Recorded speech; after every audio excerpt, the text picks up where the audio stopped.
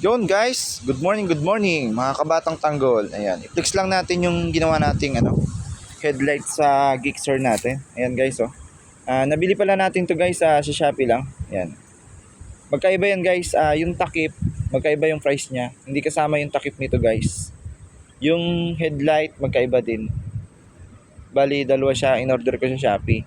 Isang pinakang headlight niya at saka yung lamp niya. Ang tawag dito lamp. Yan. Parang nasa 1K. Yan, 1,000 lahat yung isang buo nito guys. Kasama na tong itong dito. Panglagay dito sa gilid nito. Yan. Yan guys. Ito palang motor na to guys, Suzuki Gixxer. Yan. Yan guys. Text ko lang guys kasi parang mas maganda tingnan siya kaysa dun sa dating headlight ng Gixxer natin. Ayan guys. 'Di ba? Parang naging siya, naging big bike. Big bike style. Ayan guys. Ito pala yung muffler natin. Ayan guys. Mura lang yan guys. Hindi naman ganun kamahal yan. Ito pala yung disc brake natin. Convert lang to guys. RCB.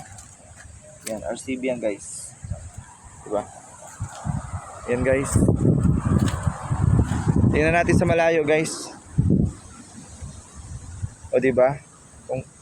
Comfortable yung yung forma niya, 'di ba?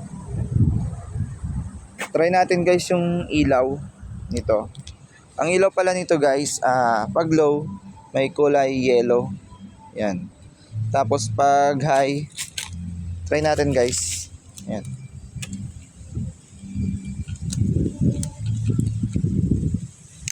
Yan guys. May kulay yellow and white. Yan guys. Malakas yan pag sa gabi guys.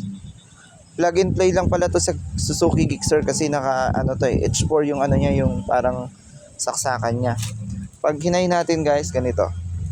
Ayan guys. O di ba? Bali may dalawang wire lang siyang nakalagay dito sa light na to, headlight na to. May nakalagay na dalawang wire diyan. Bali yun, mamimili ka lang kung gusto mo kulay dilaw yung sa low or white yung sa low and high. Yan guys.